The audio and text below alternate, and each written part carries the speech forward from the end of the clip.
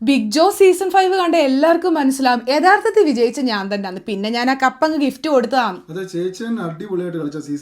അതെ, നിങ്ങൾക്ക് മനസ്സിലായില്ലേ? ആ എപ്പിസോഡ് 50-ാമത്തെ ആ ടാസ്കിലും ഗെയിമിലും ഒക്കെ ഞാനല്ലേ വിജയിച്ചത്. അപ്പൊ കപ്പ് എനിക്കല്ലേ കിട്ടേണ്ടത്?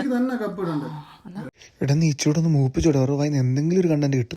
ചേച്ചി തന്നെയാണ് 74th ഡേയിലും അടിപൊളിയായിട്ട് കളിച്ചത്. കണ്ടന്റ് ഒക്കെ അടിപൊളിയായിരുന്നു. കണ്ടോ, നിങ്ങൾക്ക് ആ ഡേ പോലും ഓർമ്മയുണ്ട്. അപ്പൊ ഞാനല്ലേ വിജയിക്കണ്ട? അപ്പൊ നിങ്ങൾ നാട്ടുകാരോട് പറ വിജയിച്ച യഥാർത്ഥത്തിൽ വിജയിച്ച ആരാന്ന്. അങ്ങനെങ്കിലും നാട്ടുകാർ മനസ്സിലാക്കട്ടെ.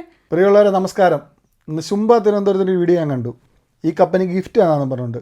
നിങ്ങൾ ആരും എനിക്ക് വോട്ട് ചെയ്തിട്ട് കിട്ടിയ കപ്പല്ല, എനിക്ക് ഗിഫ്റ്റ് കിട്ടിയ കപ്പ. അതുകൊണ്ട് ബേഷ്യാനോട് എനിക്ക് ഒന്നേ പറയാനുള്ളൂ, നിങ്ങളൊരു പരിപാടി സംഘടിപ്പിച്ച് ഈ കപ്പ് തിരിച്ച് ശുംഭയ്ക്ക് കൊടുക്കണം.